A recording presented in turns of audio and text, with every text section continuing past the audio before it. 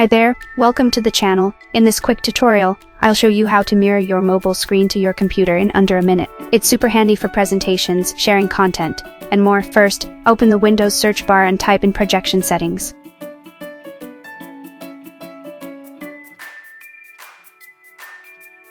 Go ahead and click on the open option that pops up.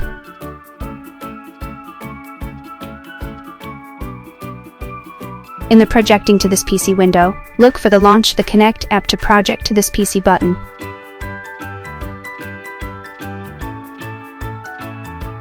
Now, on your mobile device, turn on the Smart View or screen mirroring feature. This will allow your phone or tablet to connect to your computer. Just give it a moment to establish the connection, and your mobile screen should start appearing on your computer. Easy, right? If you found this tutorial helpful, make sure to hit that like button and subscribe to the channel for more great tech tips and tricks. I'm always adding new videos, so stay tuned.